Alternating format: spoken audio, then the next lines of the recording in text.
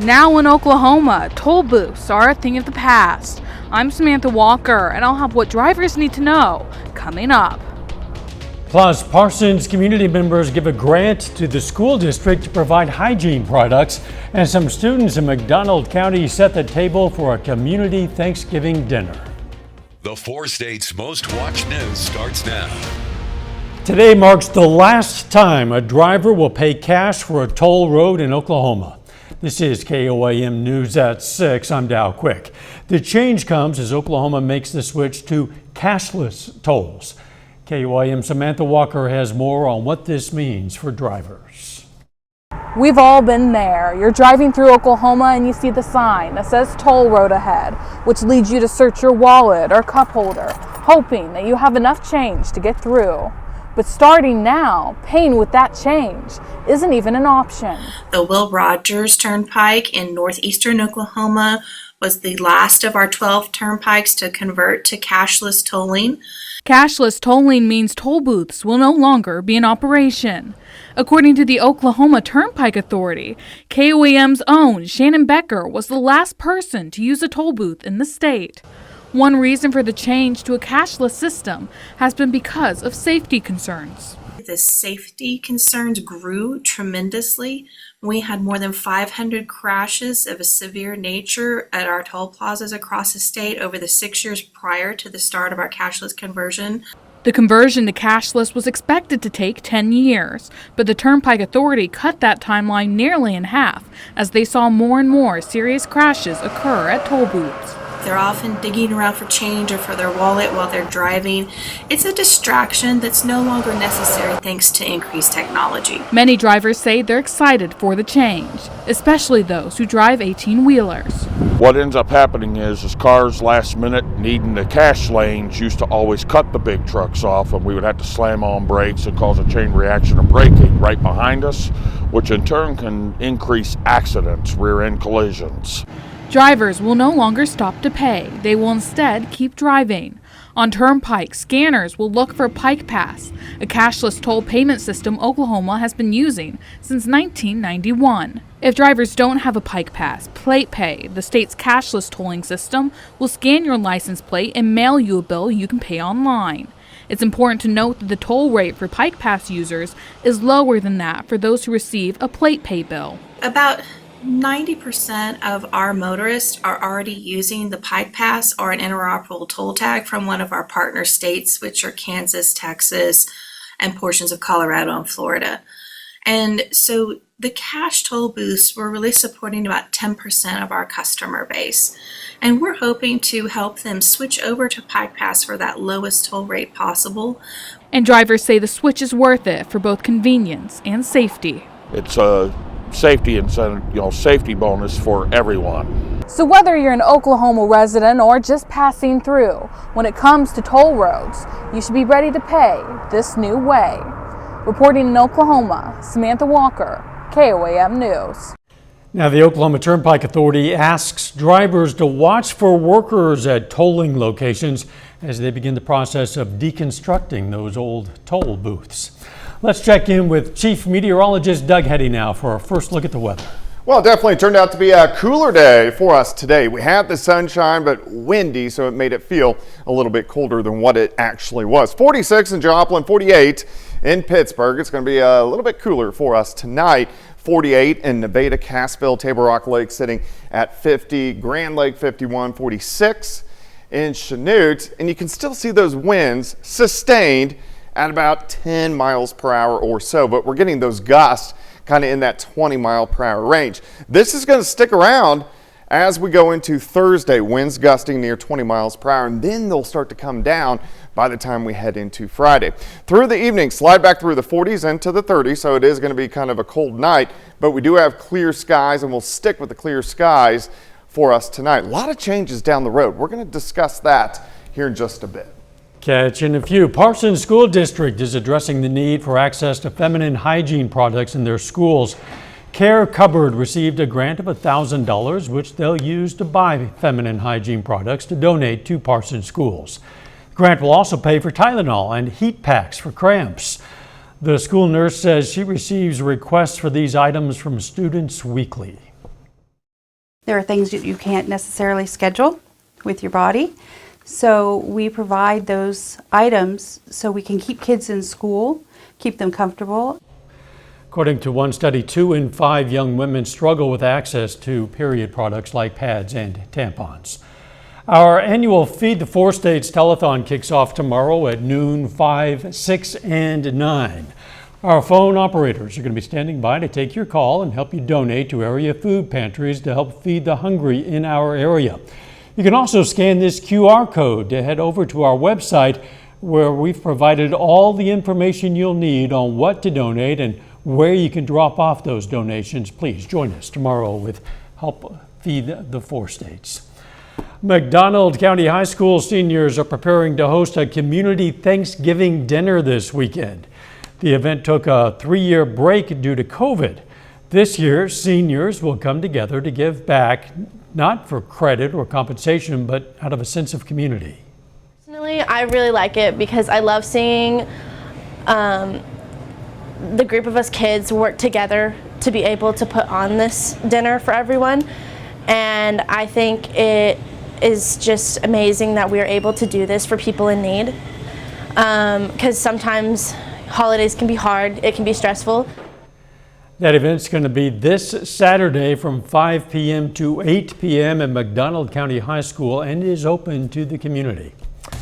The margin of approval narrows for the passage of sports betting in the Show Me State. We're going to have the latest coming up. And later, Special Olympics athletes strike out to the bowling alley for some friendly competition. 2,000. That's the difference in the number of votes on whether to legalize sports betting in Missouri. State still needs to certify the votes, but at least at the moment, the amendment is passing. KOAM's Anthony Saviello has the latest on what's happening while we wait. Will the opportunity to back your team with a bet become a reality, or stay a gamble itself? Certainly, all of the vote counting and other things because of the slim margin, we have plenty of time to get our work done. It's not stopping us from going ahead with our work. I've had a couple of reporters who have asked, so did you wake up the day after the election and said it's time to get to work? We've already been working on this. If sports betting were to pass unchallenged, eventually, once they come up with rules and regs that they feel comfortable presenting to the commission, that will come before myself and my fellow commissioners at an upcoming meeting. But if the sports betting amendment ends up failing, if it truly comes to pass that it doesn't pass, then we'll just be on hold like we've been in the past. It's a tight race that continues to get closer and closer. I hoped it did pass, because if there's an opportunity for, just like casino gambling provides money to the veterans and provides money to mental health and money to education, I hope that it brings in a whole bunch of money that goes to education. For now, it looks like the opportunity to wager on your favorite sports team or player still hangs in the balance. Anthony Saviello, KOAM News. Now, if the amendment were to stay within the margin of error after the certification, a request for a recount could be made within 7 days of that certification. A little later, St. Nick makes an appearance in Southwest Missouri ahead of his big day. Plus, it gets even a little bit cooler over the next few. Well, we had the sunshine outside today, but it was cooler and it was windy, so it made it feel a little bit cooler than what it actually was. But we do have the clear skies, and we're going to stick with the clear skies for us tonight. Great shot, Cornell Arts and Entertainment Complex downtown, and you can actually see the flags kind of still whipping a bit, so it's going to stay breezy as we go through the evening into the overnight hours. Temperatures 46 in Stockton, 48 in Neosho, 51's Anderson to Grove, Pittsburgh 48, 46, and Neodesha will drop back into the lower to mid 30s later on tonight. So with the breeze, it's going to make it feel like it's down into the mid 20s by the morning hours. So if you're getting up early, you're definitely going to need a coat across the region. 7th and Rangeline, busy of course, 46. Westerly winds at about 10 miles per hour. Through the evening, slide back through the 40s, and then by about midnight, will start to drop into the 30s across the region. So our sustained winds, it's not super windy, it's just breezy at about 10 miles per hour, but we're still getting gusts near 20. This is what we're going to see again as we go into Thursday, but by Friday, they start to back down. So it calms down, but it's going to be cool as we go through the next couple days. Let's go outside. Not much going on here. We have a few clouds skirting northeastern parts of Oklahoma. Besides that, pretty much clear skies. Big upper level low turning across the Great Lakes. Here's our jet stream. Remember, all the storm systems, they like to hang out where the jet stream is.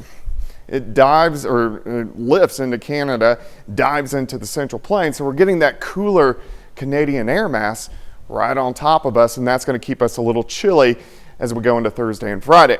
Starting in the morning, lower 30s. By the noon hour, I think most of us 45, 46 degrees. Average highs 57, so a pretty good chunk below where we should be. And then afternoon highs, mid to upper 40s in our northern counties, lower 50s once you get into our southern counties. By Friday morning, we back down a little bit more. Temperatures into the mid to upper 20s. We'll get partly sunny skies on Friday, but afternoon highs a little bit better as we go into lower 50s by Friday afternoon. Here's your day planner.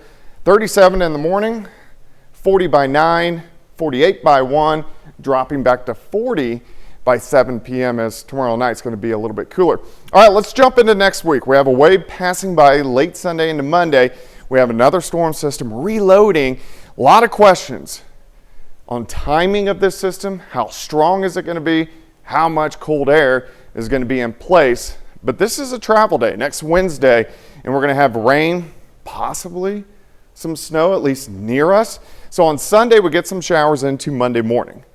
Tuesday looks good. Here comes rain back in by Wednesday, where you should be on the warmer side of the system. But as we get into Wednesday night and Thursday morning, we may switch over to snow. This is still 7 days away, so a lot of question marks, but definitely something we want to watch closely over the next week. 49 tomorrow, 53 on Friday, 61 Saturday, near 70 by Sunday, back into the 50s Monday, Tuesday, Wednesday. A cold Thanksgiving, high temp of only 40 degrees. That is chilly. Drivers would prefer not to even have wet roads around Thanksgiving. Certainly don't want wintry weather. Exactly. Thanks, Doug. Southeast Kansas had a little time to spare for some good times for a friendly competition. Holiday Lanes in Pittsburgh hosted the Special Olympics Youth Bowling Tournament today. More than 250 bowlers ages 8 to 21 from 22 schools around the region rolled out to the event, which runs through tomorrow. Still ahead, Pitt State Cross Country prepares for the national championship, and a Miami high school softball player signs with Mizzou. John Dale says those stories and more up next. Doug Hetty, and I'm inviting. More of our local high school athletes are getting ready to head to the college level. We start the day with the Miami War Dog, who will be playing for Mizzou next year. Miami high school senior Sydney Forrester makes things official this afternoon. The All-State softball player is headed to Missouri. Forrester verbally committed to the Tigers back in October of 2023 before heading to SEC country. She's grateful for all the support that she's gotten from the War Dog community. It's very special, especially knowing how many people came. I didn't expect a lot of people to come, but it's good knowing even that your athletic director sends emails out to your teacher and is like, hey, let these kids out if they want to go to your signing. It's just good knowing that everyone has my back here and supports me. It's so special. I can't wait to be coached under Coach Anderson, Coach Cottrell, Coach Marino, all of them. I'm very, very blessed. Over at New Heights Christian Academy, 4 seniors signed this afternoon. Libby Fanning is heading to Evangel to play basketball. Meanwhile, Torin Fink signs with Grandview University in Iowa for volleyball. Josh Anderson is headed to Central Methodist for baseball. And his teammate Chase Walker signs with Evangel to play baseball as well. I did have other offers, but after exploring the academic and athletic opportunities and just praying about it a lot, I knew that that was clearly where God wanted me to be, and I'm just so excited to go and play there at the next level. I just went up and I toured Grandview, and I talked to the coach, and we just really got along, and she really wanted to improve me as a player and as a person, and I really liked that. And I just really like the volleyball program and the school. It's just really cool because I'm going to get the opportunity to get the degree I want to get and go into ministry while playing baseball. And they've got a beautiful campus. It's only an hour away, so I can still be close to home. And I've got some friends going on the baseball team too, so I'm really pumped about that. I think this year with all of the people who have signed, and I think it's going to be really encouraging to kids younger to us, and we can just set a great example to what the athletics at New Heights can really become. Meanwhile, the New Heights boys soccer team, which includes players from Macaulay Catholic as well, is playing in the state semifinals this morning. Cougars making their first trip to state in 20 years. They fall to Valley Park 6-3 in the Final Four. This comes despite another hat trick from Macaulay senior Michael Perigin. Cougars are back in action tomorrow. That's in the morning again against St. Pius X in the third place game. Pittsburgh State men's and women's cross country competes in the Division II National Championships. It's this Saturday in Sacramento, and the Gorillas hope they're hitting their stride at the right time. I have a lot of confidence that we are ready for our best team meet of the season. Where that ends up, I don't know. That's to be determined on Saturday, but momentum in training has been great. We've got a lot of people on the team that have been able to make it through the entire training plan, start to finish, healthy, feeling pretty good. It's never been perfect, but I feel pretty good about where we're at right now. And over in Joplin, Missouri Southern women's basketball is home tonight. The Lions host Drury. That contest just got started at 6. These two met last year in Springfield. That was a 23-point win for the Panthers. Of course, we'll have those highlights later tonight. Early in the basketball season, a lot of our teams are still kind of figuring out who they are, what lineups work for them. Yeah, a lot to look forward to and a lot to work out in the meantime. Of course. We'll be right back. Here's a look at what's coming up on KOAM News at 9 on Fox 14 tonight. The Missouri Farm Bureau pushes back against plans to cut back on rural mail routes. Plus, Southwest Missouri High School prepares to host a community Thanksgiving dinner. And Freeman holds a special signing day for graduate nurses. Those stories, a lot more, of course, it's coming up tonight. KOAM News at 9 on Fox 14. Sure sign the holiday season is officially here as an appearance by this guy. You saw him there. That was Mr. Claus. Some people call him Santa. The jolly old elf set up at North Park Mall in Joplin today to pose for pictures with some area kiddos and to find out what they want for Christmas.